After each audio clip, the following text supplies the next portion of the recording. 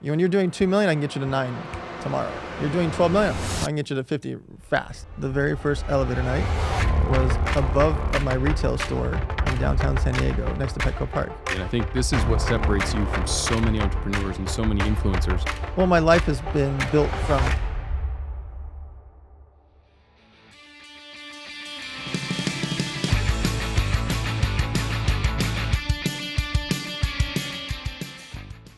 Today on the show, we have an individual who's known for being the youngest founder of a publicly traded company.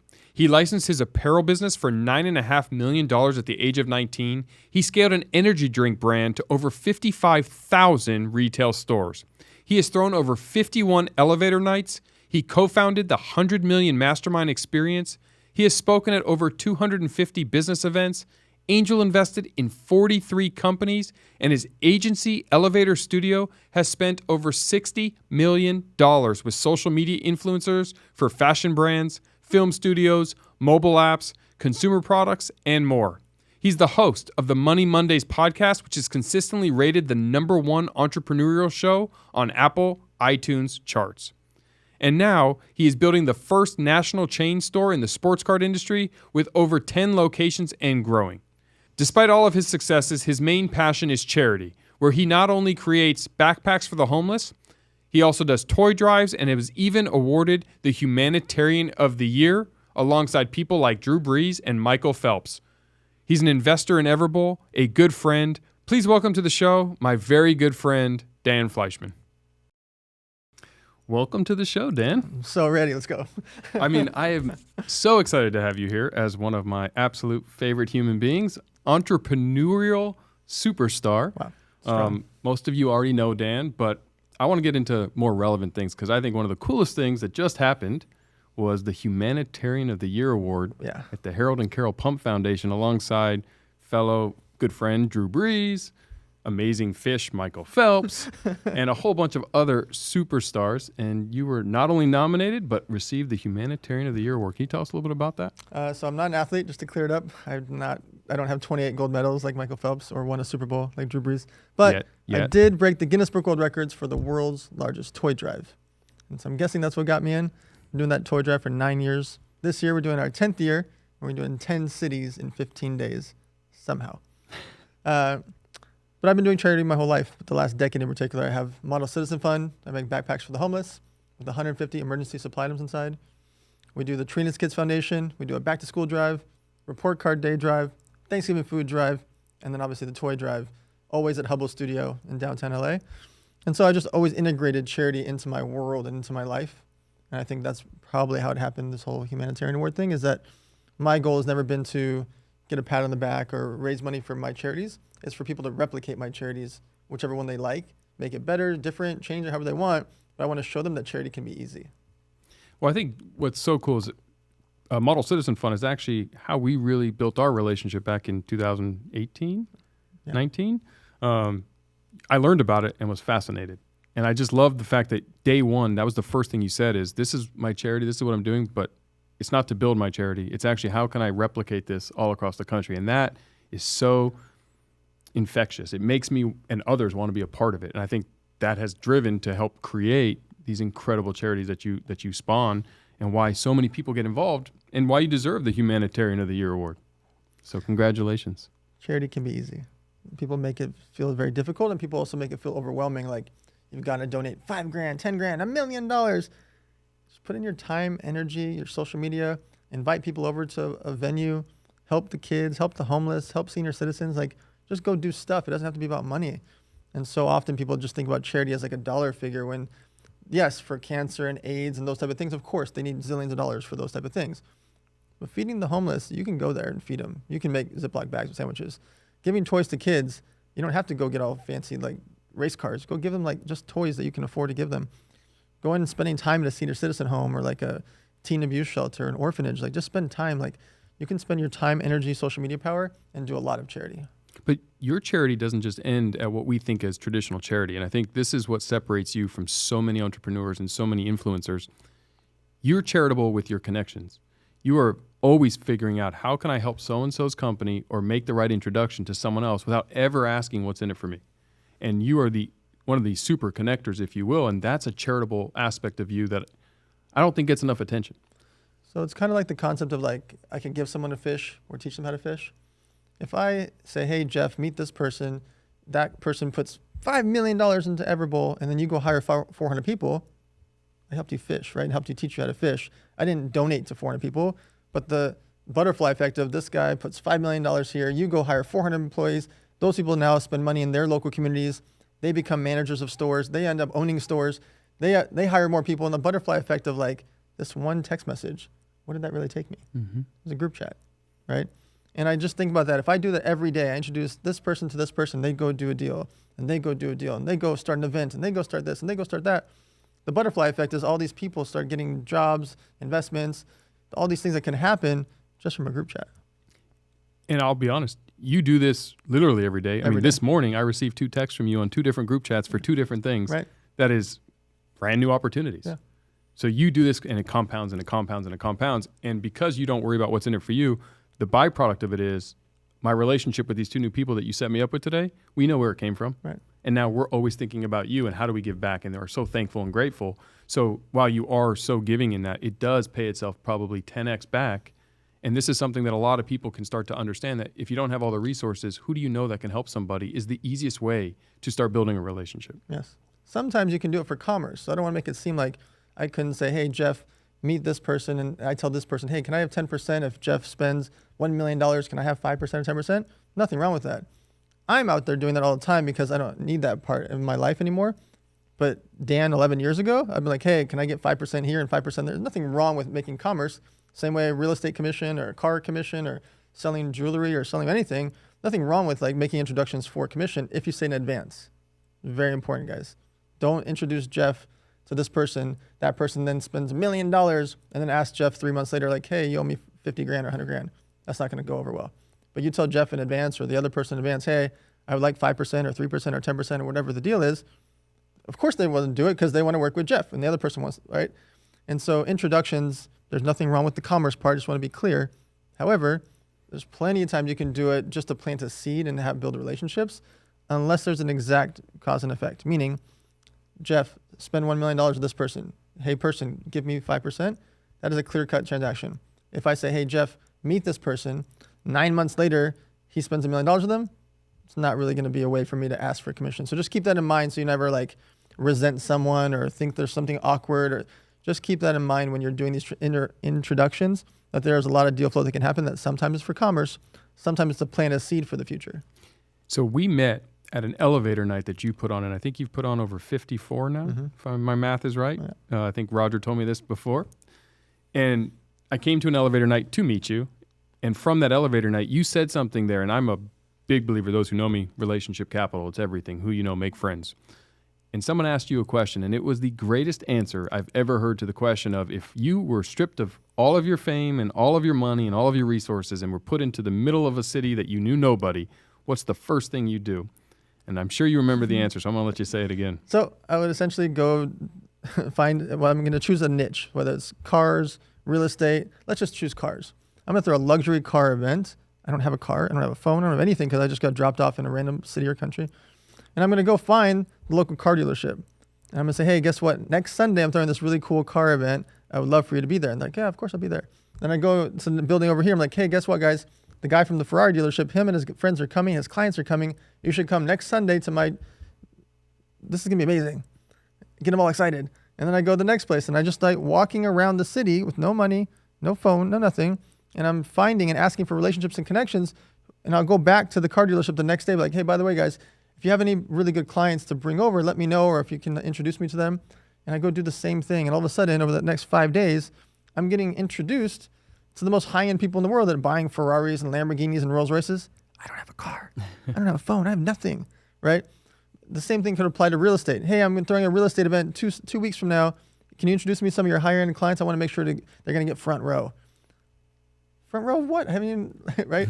It's booking a venue. It's making the introductions. It's asking for relationships and favors. And all of a sudden, I'm integrated into the real estate market or the car market in a city in like a 2-week period with no phone, nothing. Just going around and setting myself up an event to network with people in that city. What taught you to do that? Well, my life has been built from relationships. And so I've been throwing elevator nights for so many years, and I've been throwing these charity events for so many years that the people that I meet are mostly from my events or other people's events. And so when someone asks, what would you do? Well, I would naturally throw an event because I know that's how I can meet people in Fast Forward. And charity events give me an excuse to call anybody I want. I can call Oprah and invite her to a charity event. If I call Oprah and invite her to a business event, nobody's answering, right? If I call her like, hey, you want to come speak at the mastermind? Yeah, for $1 million. If I say, hey, I'm throwing the world's largest toy drive, she's like, where's the address, right? Because charity. And so oftentimes I've been able to meet so many interesting characters through charity related things. And I'm not doing it for the business part of it. I'm doing it because I want those legends to be part of the charity events because it makes the charity bigger.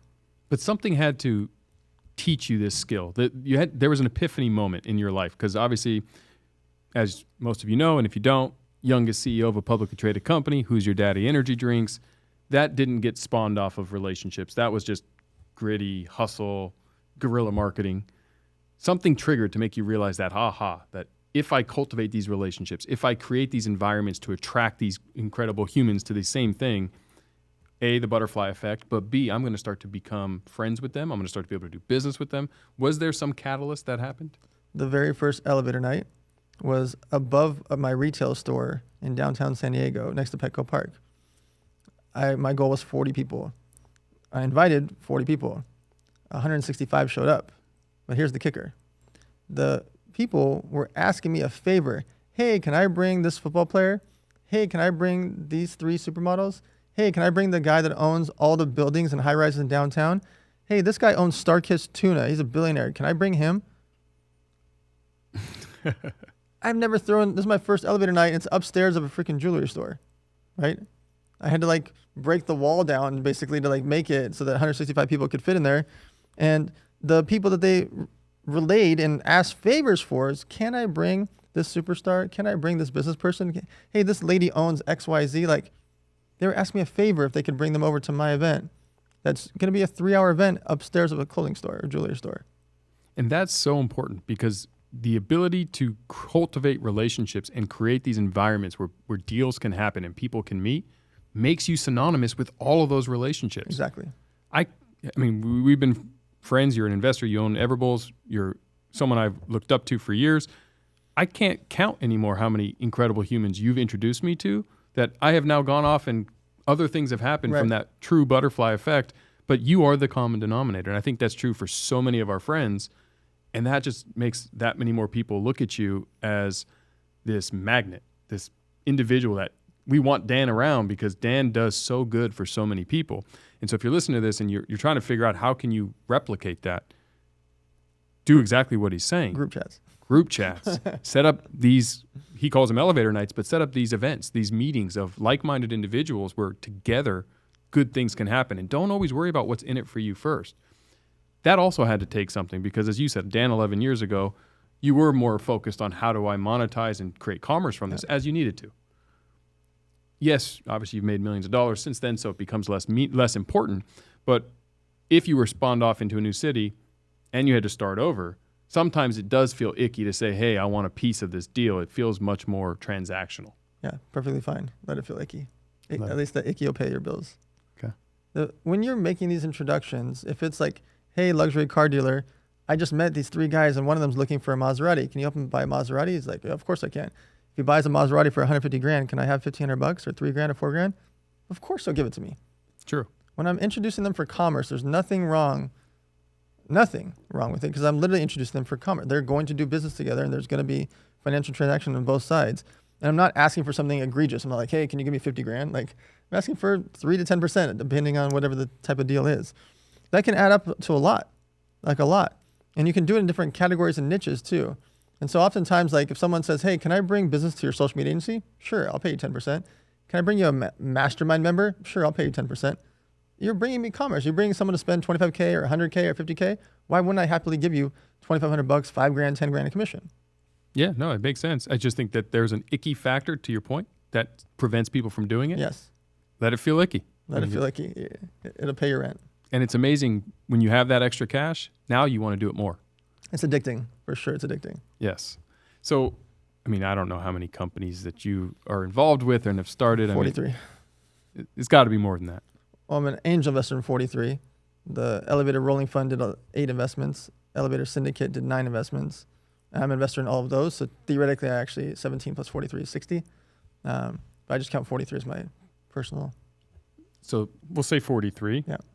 Plus 17. Plus 17. 60. Of those 60, how do you determine which ones you're going to get involved with? Because I can't. I get deal flow sent my way, and I don't do elevator nights. I can't imagine how many opportunities are thrown at you with people pitching you, asking you to get involved. Yeah. It's almost a full-time job to decipher. What are your criteria that Dan Fleyshman gets involved or doesn't? Okay. So I get sent between 200 and 400 decks or requests to invest every single month. And every time my initial response is, sure, send me a business plan. Right away, 200 to 400 goes down to like 0 to 20. Okay. When they send me the business plan, I can now narrow it down. Great. Send me the financials, the investor documents, and I'll look at it. Now it's down to like 0 to 5. Okay. So I've already narrowed down the 200 to 400 to like 0 to 5. Next thing, do I like the person that's running it? Right. That's why I use you as, when I talk about at speeches, I bring you up all the time as my favorite investment of all time and my favorite founder. I have to like the person. I want to be able to like go to dinner with them, go to lunch with them. I have to trust them that at 2 a.m. something happens at a convention. They're going to show up to fix the booth. They're not going to wait till the next morning. Like I have to trust them, right? Like I trust Jeff Fenster is going to show up at 2 a.m, ready to go, right? Ready, let's go. So the first thing is the founder. Okay, so once I've narrowed down to the deals, the founder. Second is, does anybody care? Like, is this a business that people care about? You can tell people care because they vote with their wallets. So does this business already have $200K in sales or $500K in sales or $1 million in sales? Well, people care. If it has $0 in sales, I have to gamble and hope and wonder that people are actually going to spend money on this thing. The next thing is, the third thing is really like, how big can this thing get? And I don't need it to be a grand slam. I like base hits. I like normal things. I like some investments that are small returns. Some are medium returns. Some are big returns. Some are my shot at glory, right? And so I just need to understand it so I can make a decision, because I'm not going to put $1 million into one that's like a shot at glory, because that's a big gamble. I'll put 50K or 25K or 100K. But one that's like super safe and like I know is going to work for the most part, or it's almost guaranteed, I'll put 200K or 500K or $1 million, because it's pretty safe, but it's not going to be a grand slam. And so once I find the founder and I make sure I like them, now I like the company and make sure that people care. People are going to pay for it. Is the market there? The last thing is like, do I want to be in this thing for the next 3 to 7 years? Because there's not going to be a financial exit or public acquisition or public offering or merger or anything that's really going to happen for 3 to 7 years if it works out. So am I going to want to talk to that founder for years? Am I going to want to be involved in this business for years? And all those things, so now out of these hundreds and hundreds of pitches I get and business plans, I probably do 1 or 2 deals a month if you really break it down. And so it's not like I'm out there just making it rain, investing all the time. I want to. I would love to do 12 deals this month. I physically can't if I don't have all these requirements. And I'm assuming majority don't meet all those criteria. Very few. Which is a good model. But knowing that you have these opportunities, knowing that there's these businesses, sometimes do you take on a company pre-revenue, even though it hasn't shown with the wallet yet, because you believe in it, or you can use your sphere of influence to... I will gamble personally. That is a gamble. I would not text Jeff. Jeff's never going to text, hey, I'm investing 200K in this business. Will you invest? Even though I know Jeff can handle it, Jeff's willing to gamble, etc., I don't want to risk my personal relationship with Jeff for him to gamble on this 200K with me. Now, that company goes on to do 500K, $1 million, $2 million in sales. I promise you I'm going to text Jeff like, hey, you should put some money into this thing, because now they've got, people care. People like this thing. So I will gamble on something that's a startup company. I don't do those as much anymore. I'm really looking for companies doing 2 to 20 million in sales, because I want to skip the first 2 years. I'm just really busy. I have a lot of things going on. And so I'm only going to do one that's like a pure startup or an idea in a rare situation. If it's like Jeff's got a 19-year-old that he loves and like there's something about it, like I have to do it like emotionally, I'll do it. But I'm not going to do a startup anymore for the most part, because I'm much more useful later. When you're doing 2 million, I can get you to 9 tomorrow, right? You're doing 12 million, I can get you to 50 fast. If you're doing 0 to 1 million is really hard. As an entrepreneur, I know how meaningful it is to invest in the people and causes that are close to me. And on GoFundMe, it's easy, safe, and powerful to do just that. Whether you're supporting a family member, friend, local business, or charity. And whenever you make a donation, you're protected by the GoFundMe Giving Guarantee. Visit GoFundMe.com today to help make a positive difference in your community.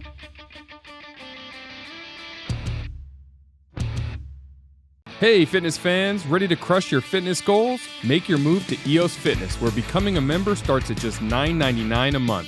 Gyms are open 24/7 and packed with the latest gym equipment to keep your workouts fresh. What are you waiting for? Give them a call, drop by, or hit up jefffenster.com/EOS to join.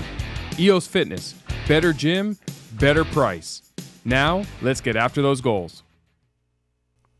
Really hard. 10 million to 25? Not hard at all. Which I think makes a lot of sense, especially because you're at the stage now where you can use your relationship capital and all of your know-how to make that jump. So if you're sitting here watching this and you're less than $1 million in revenue, what would you advise them? So if I came to you with a deal, you can't invest because, as you said, you're too busy, but you want to help me. What would be the 2, 3, 1, 5 things you would say, this is what you need to do to get this company, and then give me a call? The most important one is a famous quote from Mark Cuban. Sales cures all. Go sell more. Like, dedicate a few hours a day that you and your staff, volunteers, sales reps, commission-based, affiliates, anybody, sell every day, even if it's just for a couple hours. If you do that, and you do that every day, and you think about, you do that 300 or 400 times in a year for 1 to 3 hours a day, you spend 1,000 hours a year selling, you're going to sell lots, right? And if after the first month or two you're not selling, something's wrong. Something's wrong with the business. Yes. Change it. Make it higher, lower, more expensive, change the quality. Something has to be changed. You will learn so much from more sales. And if you have more sales, sales builds momentum. You get more sales, the press likes it, your staff likes it, your vendors like it, your affiliates like it, the retailers like it, your clients like it. Everybody likes it when you have more sales, so sell more. Like, please just sell more. Not enough companies, not enough entrepreneurs, not enough CEOs and founders spend X amount of hours per day just selling. Whether it's them or a sales rep or someone in the company, just sell more. If you sell more, you will build momentum and people want to invest. Investors like to invest in momentum. When a company's going like this. If I said, hey, Jeff, this company's doing this. They went from 2 million sales down to 1 million. Do you want to invest? No, thanks. Right? Even if you get like a sweetheart deal or like some big discount, not exciting. What's exciting? That's exciting. And so when a company is going up in sales, that is exciting. That's one of the first things you would say in a pitch. Like, hey, Dan, we just hit $1 million in sales. Last month we were at 600,000. Whoa, right? I'm in. Yeah, what did you do? I love it. Even though you're under my requirement of 2 million, I love it. You went from 600K to $1 million. That's huge. That's a 50 or 60% increase like that. So like, sell more. That's the first thing. Next thing, get all your ducks in order. Get all your ducks in a row. Get your house in order, as Sean Whalen says. Like, get everything in order that if I want to invest and if Jeff wants to invest and we want to bring in Dave Meltzer and Ed Milet, we're all going to invest. You got to have everything in line for us to be able to invest. Meaning, have your business plan done. Have your financials buttoned up. Have your investor documents ready to go. Because what if I say yes and you don't have your investor documents? I'm going to get another couple hundred messages the next month and I'm going to forget about you. And people say, no offense. No, it's offensive. I want it to be offensive because you messed up. Yeah, you're going to learn. Yes. I don't want to be like, oh, no offense. I'm so sorry. I'm not sorry. You came to me for investment and you don't have investment documents. Why? Why? What if I say yes? And I'm like, oh, I have a group chat. Jeff Fenster, Ed Milet, Dave Meltzer. Hey, guys, let's all invest in this thing. And I'm like, oh, shoot. They actually don't have their investor documents. I'll message you guys in a few weeks when they do. Wah, wah, wah. Yeah. Good luck. Right? It's you just pop the balloon and the excitement's like, goes away. So having everything prepared in advance so that when you say, hey, Dan and Jeff, you guys want to invest? Boom, business plan. Boom, financials. Boom, investor documents. All in one email. Just that alone shows us that you're buttoned up, makes you stand out. Any other tips? Sales, ducks in a row? Well, people have to really know their market. It really turns me off mentally when someone says, well, this is a $19 billion market. And if we just capture 1% of the $19 billion, that's 190 million sales. Come on, man. Like, yeah. First of all, 19 billion, you're just making up a number. Second of all, nobody's capturing 1%. Third of all, what are you talking about? Like, it makes it sound, you've heard this happen on Shark Tank often when they're just like, come on, like, that isn't studying. What is studying is, hey, our competitor has 42 locations that does 500,000 each which is $11 million or $20 million, like telling us the numbers of like the industry. Hey, our locations are more efficient. We have clothing stores. Our overhead's only this. Like walking me through things that like show that you understand the market, like the details, is way better than just saying some like esoteric numbers that you read on Google.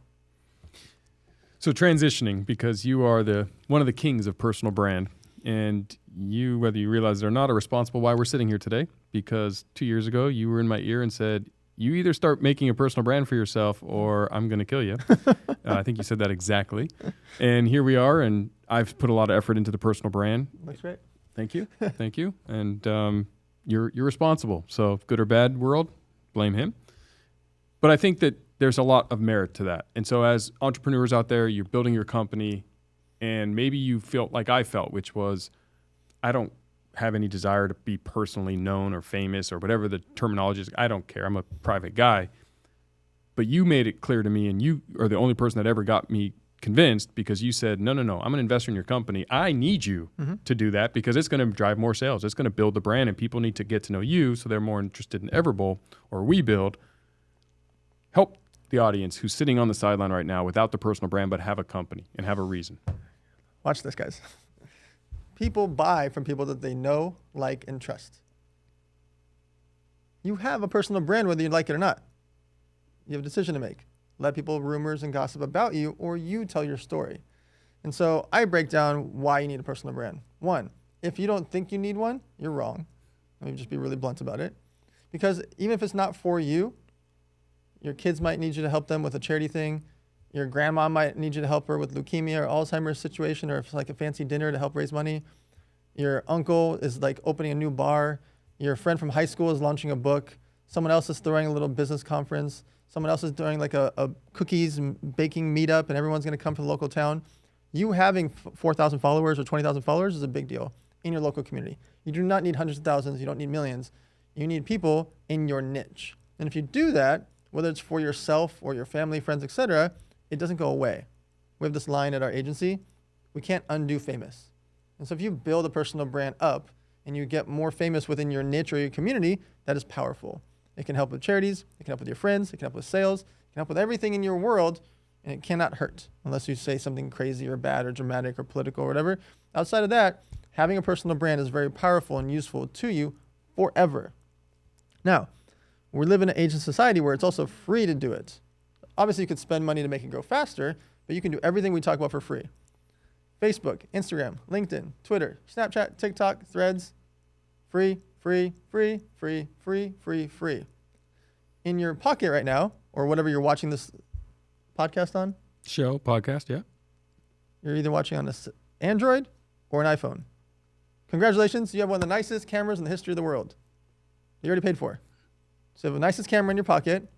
All the platforms are free, and you're already going to go do stuff with your phone in your pocket. Meaning, you're already a realtor. You're going to go do real estate. You're already a fitness trainer, a chef, a makeup artist, a hairstylist. Whatever it is that you do, pull your phone out. You already have it with you. And then take that phone and push send on some of these platforms with just basic content about your real life. What you think is boring looks like magic to us. And so you making content about the things that you do with the phone that's already in your pocket, with the platforms that are already free, you have no excuse not to build a personal brand.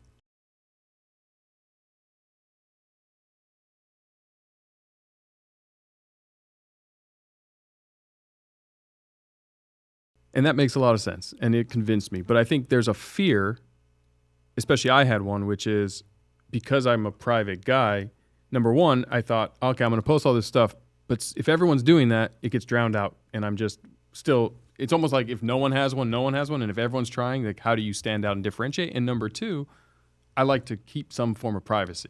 How would you answer that if someone asked you, Dan, those two are my biggest concerns? You only have to post about what you want to post about. You don't want to post your kids? Don't post your kids. Don't want to post your dogs? Don't post your dogs. Don't want to post your family on vacation? Don't. There's no requirements to post anything personal that you don't want to. You're at an event, don't feel like posting? You don't have to. It's all completely optional at your leisure, whenever you want, 24 hours a day. It doesn't have to take away any time from what you do, and you only post the things that you want to showcase. Now, I suggest you showcase when you're traveling or with your pets, etc. For safety reasons, post it after you leave the location. So if you're at a hotel or at a restaurant or somewhere, wait till you're in the car driven away before you post what restaurant or hotel, especially for girls. Make sure you don't post while you're live at a restaurant or a hotel, for example, or a casino, whatever. But you're just showcasing the things that you want to. It's all optional. That's the best part about it. Sometimes business, sometimes your life, sometimes you're at the gym, sometimes you're at basketball. You just post what you want to post about. The difference is if you don't post about it, people are just going to think things about you and have rumors about you and gossip about you and not know the other aspects of your life. By showcasing the other aspects of your life, you build an emotional attachment. And if you build an emotional attachment, you'll have top of mind awareness. So if you get an emotional attachment and you get top of mind awareness, when Jeff says, hey, I'm looking for a fourplex in San Diego, I'm like, oh yeah, Leon Cook, he does real estate. He's in San Diego. Oh, I'm looking for a personal trainer and I'd like her to be in like San Diego or LA. Oh, Casey loves fitness. Maybe she'll do it. Like I just think about things the second you say the word real estate, personal trainer, author, podcaster. Like someone says the word acai bowl, what do I think about, right? Someone like you want those key words to happen so that you have that. So whatever profession you're in or your career, passion, or hobby, someone says the key word about what you do, you want to pop up in their head. So how would you advise the entrepreneur, small company, trying to grow, they're spending all this effort on personal brand? Because I think a lot of people are trying. And I think they're not doing a great job. Why aren't they doing a great job? And what are they doing wrong? Okay, that's really easy. It's consistency. It's kind of like what you just said about, well, if everyone's doing it, why should I do it? There is 5.1 million podcasts. That's an actual number. Wow. Less than a few thousand have ever done more than a few dozen episodes. So out of 5.1 million, barely anybody's done 10, 20, 30 episodes. You just really think about that for a second. All of them have the opportunity to do it. It's not that expensive when you really think about it. Nobody has to do freaking six-figure facilities like yours. They could do it from a phone. They can do it with one mic and a phone, really, and they could skip the mic if they had to. Like anybody can do it. Consistency. The same thing when you talk about social media.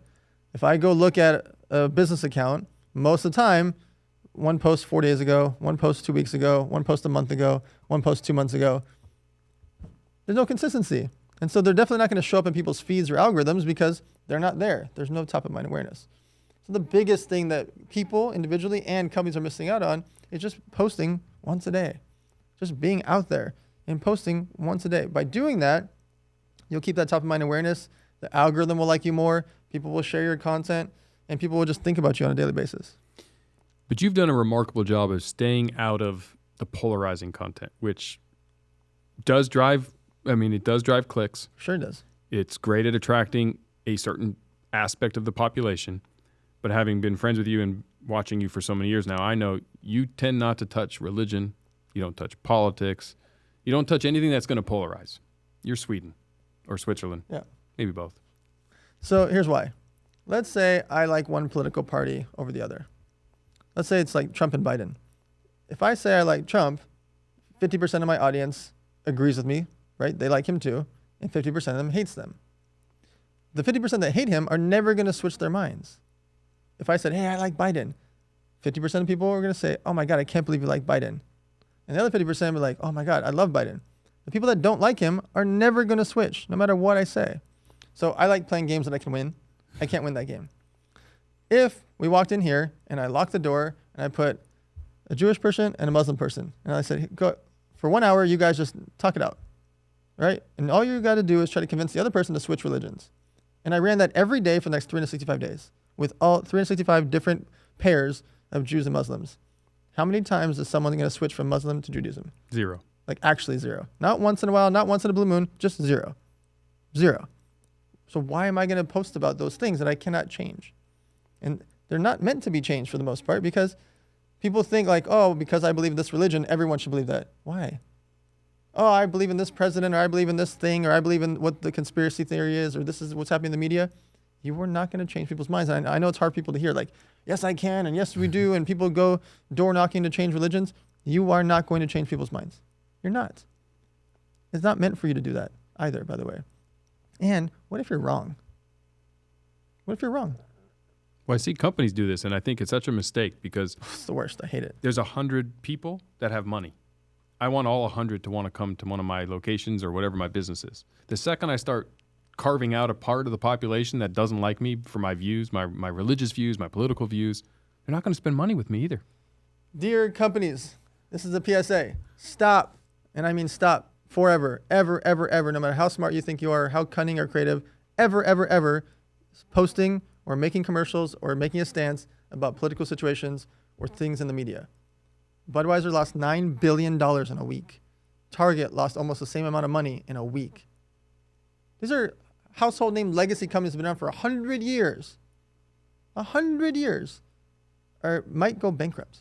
I was in South Carolina, and this was right after the Budweiser Bud Light issue, and some of the people there were drinking Coors Light, and they were talking about how they don't even like the taste of it, but they won't drink Bud Light. Yes. And I said, why won't you drink Bud Light? Like, it didn't connect to me for a second. Yeah. And then they went on a 10-minute diatribe about what just happened. And they was like, well, if you don't like it, why don't you find something you do like? And they're like, yeah. And they drank it. So they literally were drinking beer they do not like. Correct. Because of a decision of a company, regardless of the merits of that decision. And so I think that I've observed that about you, and I think it's fascinating. Hey, everybody. Looking for great insights? Entrepreneur.com's podcast network is the place for you. Check out podcasts like Problem Solvers and Smart Passive Income for smart advice. Hear true stories on how success happens, financial updates on dirty money, deep dives with Behind the Review, and food trends on restaurant influencers. And don't miss my new show. It's all at entrepreneur.com/listen. Let's start our success journey today. Hey there, it's your host, Jeff Fenster, and I have something very exciting to share with you today. You know, here on the Jeff Fenster Show, we're all about growth, both personally and professionally. Speaking of growth, have you ever heard of Everbowl? As the proud founder of Everbowl, I can tell you firsthand that we're on a mission to help everyone unevolve, to live actively and eat stuff that's been around forever. Imagine stepping back into a world where everything you eat is fresh, nourishing, and packed with nutrients. At Everbowl, we've got you covered with our wide range of superfood bowls. But it's not just about the food. It's about a community of like-minded individuals who are determined to embrace a vibrant, fulfilling lifestyle. Join us on this journey as we redefine what it means to be healthy and active. So if you're ready to unevolve and be the best version of yourself, head over to everbowl.com and check out our menu. So now moving to my two favorite things you're doing. Number one is Wild Jungle. Yeah, so fun. It's unbelievable fun. For those who don't know, tell us about it. So Wild Jungle is based in Temecula, California. We have 188 animals and growing. Might be more today because there's freaking babies popping out left and right. There's 188 animals, from ostriches and zebras and camels and everything in between, at our ranch. It's 26 acres and about 9 acres dedicated to the animals. So there's a guy named The Real Tarzan. This kid gets over 200 million views per month. Mind-blowing. But he'll get 92 million views, talking to an ostrich at our ranch, and then go clean up poop for 3 hours. Like, he's that guy. Like, he loves animals so much, and he'll do whatever he has to do, and he doesn't have the ego to worry about it. So it's an animal sanctuary. It's not open to the public. We'll do some private events there. People can do like weddings or masterminds at the ranch, but it's not open to the public. You can't come and just show up. So please don't show up. We do have security guards there. But it's essentially, I live there, and I wanted to build something that was like animal sanctuary / we built a lake. We have a ATV course. We have our Operation Black Site. People can do gun training, not real guns, it's airsoft guns. We do gun training there. We do military training there. So it's just an experience where people can... There's an Everbowl food truck there. There's an Everbowl food truck right when you pull in.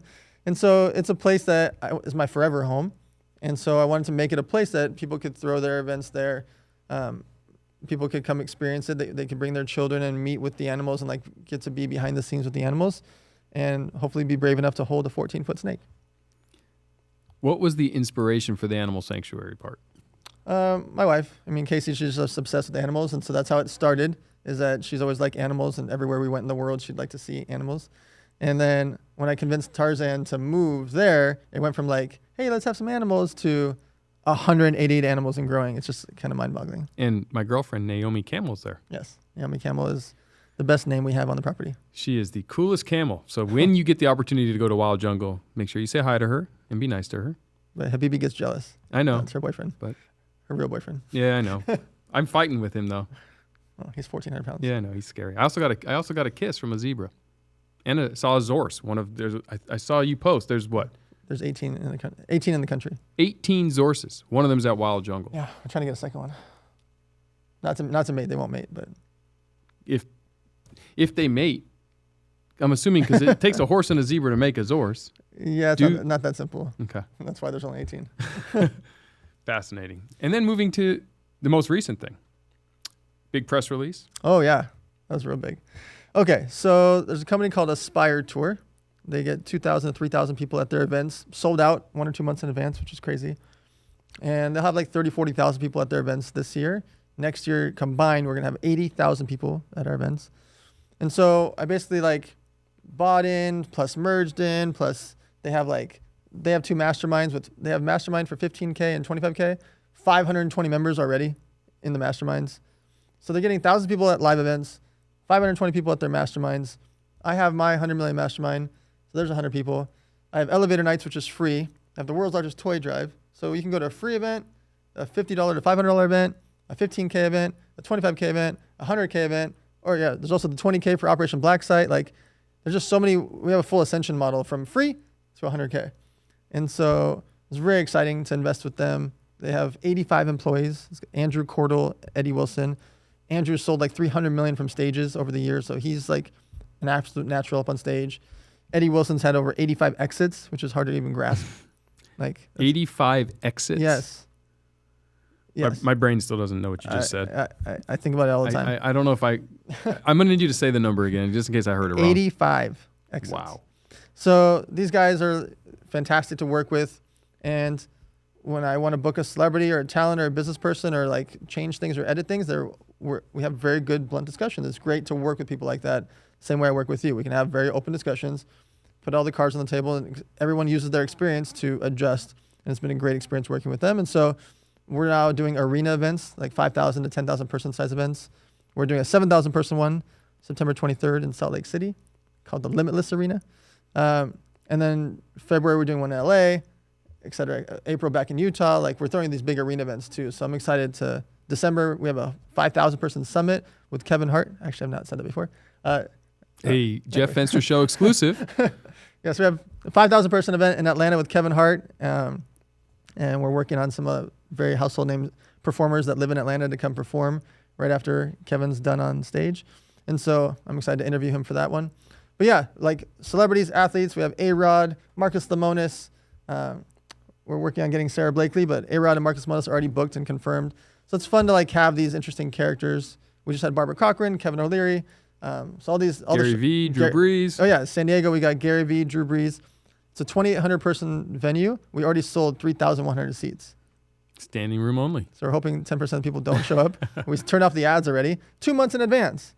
So Aspire Tour is fascinating. San Diego, Houston, Chicago, New York, all over the country. And we get great guys, Gary Vee, Drew Brees. Hopefully you can come speak in Atlanta. And so it's been a lot of fun and exciting to work with them.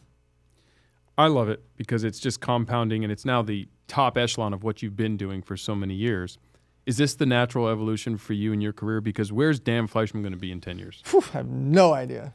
It's just more of the same is what my plan is. My plan is not to start a bunch of other companies. I want to scale the ones that I have. Cards and Coffee, Everbowl, the agency is the only one I don't want to scale because I don't want clients. But all the other things, I just want to scale what I have, the masterminds, the live events. I'm not trying to go start a bunch of other companies. I want to scale what I have. 10 years is an eternity. I don't know where I'm going to be in 2 years. Okay. Because my goal is do more of the same.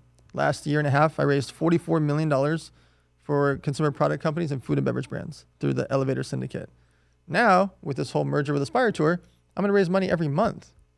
So if I raise $4 to $10 million a month, times that by 12, add it to the 44 million I already did, you're talking about 100 million, 200 million investments in that next couple of years. That's the teach you how to fish thing. Like, that's really compelling to me. And I just want to do that over and over. But if I do that for 10 years, you're talking about $1 billion or $2 billion of investments, $4 to $10 million at a time. Yep. Nothing crazy. And I'm not trying to change what I'm doing. I just want to do more of the same over and over and over and over and over and over for a long time. So I'm going to use the last few minutes to ask you a few questions that I don't know the answers to. Okay. On a Sunday, in a country you've never been to with Casey, can't work. It's against the rules. Your phone is left in the hotel. What does Dan Fleyshman do for fun? Go tour. I want to look around. I want to go see. I like waterfalls. I think they're the most fascinating thing in our freaking planet. and besides aliens. But I like waterfalls. So I go search for tourist destinations. It might be hard not having a cell phone, but like exploring would be what I would do. But my hands did get a little cringed up when you said I can't have access to my phone. I know. I know. You get a little shaky when the battery dies. Yeah. You've got to get it. Yeah. You should be proud. My phone's across the room right now. 45 minutes with no phone. Thank you. My other question for you is, if you had to donate all of your money to one thing, what would it be? So, I mean, the main thing to me is food.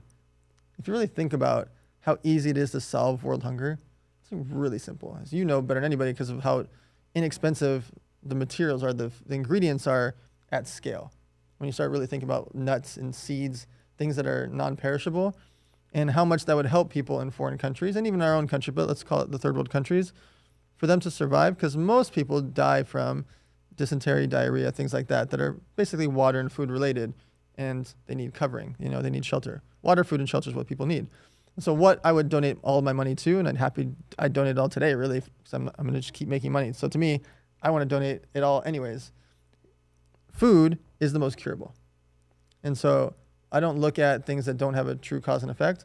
I know that if I bought X amount of food or built X amount of things that can make more food, meaning I could teach them how to sprout, or I could teach them how to build their own little restaurants, or I can help them set up restaurants in these third world countries, whatever, so they can make their own food so that they can scale it forever. That is my legacy. I will do that. I'm going to cure hunger. And it's part of why I'm planting so many seeds in these relationships, is that I want to cure hunger, because it's such a solvable thing. What does most people think about you that's wrong? That I've done drugs. Never. I've never done a drug in my life. Not one. Well, at my birthday party, Wiz Khalifa forced me to smoke weed, and I faked it twice, and then he yelled at me. There's a very big video about it. But outside of the one puff I've ever had, no, I've never done a drug in my life. I will never do a drug in my life. And I have nothing against drugs. I've had a lot of people pass away over it. And so that, I've had 36 people that have passed away. And so that's the first trigger. Second, I know I like it. And so I've seen a lot of people do drugs, and I probably enjoy it, and I have too much access to it. So knowing myself and an addictive personality, like I want to win at whatever I do, I don't want to ever do drugs. It makes me think about death. And so many people think about it or assume it, not because they think I'm like, oh, he looks drugged out. They're just seeing my lifestyle and who you're friends with. Yeah, that's a fair assumption. I've just been blunt about the fact that I've never done it, and I never will. Have you ever smoked a cigarette? No, absolutely not. Cigar? No, absolutely not. Wow. No. That's an impressive, especially class of Patrick Henry. Yeah. I know there was a lot of smoking. Well, Ricky Williams. He lived with me. Yeah, I know. Like literally lived with me. And I mean, he was the biggest advocate for weed, even when weed was very illegal. Yes. Like before medicinal dispensaries were a thing. Yeah. I mean, he literally gave up his NFL career to smoke weed. Gave up $8.8 million. Yeah. I mean, and that was your buddy. Yeah. You weren't sitting on the couch. That's the fascinating thing about society, is that we can be friends with people and have different opinions. Yes. See, I would have guessed you and Ricky were smoking weed. I was probably contact high because there was a lot of weed. But he's a legend. Think about it. He broke every college rushing record, like all of them. I think like 40 or 50 records. And in the NFL, he started breaking records left and right. If he would have had a full career, sorry guys, he would have broke every record a running back could have ever had. I agree. With or without any weed. He was the best. He was the best. All right, last question. Yeah. You're on an airplane. Okay. There's no Wi-Fi. Yeah. What do you listen to? Music? I don't know. Music, audiobook? What are you doing on an airplane with no Wi-Fi? Yeah. I mean, I listen to either podcasts or Drake. I mean, is Drake your favorite? He's Lil Wayne's my favorite. But if I'm listening to Lil Wayne, I'm like trying to rap along or sing along too much. And so with Drake, I'm singing along, but I'm not like waving my hands around like I would be with Lil Wayne. Okay, I lied. I have one last question. No problem. Who plays you in your biography? Ooh, interesting. I mean, I would like Leonardo DiCaprio, not because of looks. We don't look like, just because he's my favorite actor. If you just think about the movies he's portrayed in, like The Wolf of Wall Street and like all these other things, like he's just such fun characters, and he gets into it for 2 years, and it'd be fascinating to see him play you. Yeah, it's so cool. All right, Leo, we're gonna do it. On Evolve Studios, we're going to produce the Dan Fleyshman story. You guys got $20 million to pay him? Great. Not yet, but we're going to get there. Go buy an acai bowl or a few, and we'll get there. Go buy 20 million acai bowls, and we'll lock in Leonardo DiCaprio. Yeah. Well, Dan, I want to thank you for coming on. You're a good friend, good investor. You own stores. You're a badass. You're someone I've always looked up to. I learn from. I love associating with you. You're as real in real life as you appear online for those who watch you. You're authentic. You're everything that entrepreneurs should try to aspire to be. And so if you're looking to be successful, if you're trying to understand how success happens, we just spent 45 minutes getting not only the tidbits and the tactics, but you're actually seeing how he's done it again and again and again, and how he associates with good people. I use the words make friends and have fun. You're a living example of that. So thank you for coming on the Jeff Fenster Show. Fantastic. Happy to be here. Thank you so much for listening. If you're looking to level up your relationship capital game, then take a minute and text the word Jeff to 33777 for a free copy of my Network to Millions playbook. The link will also be provided in the show notes below. See you guys next time.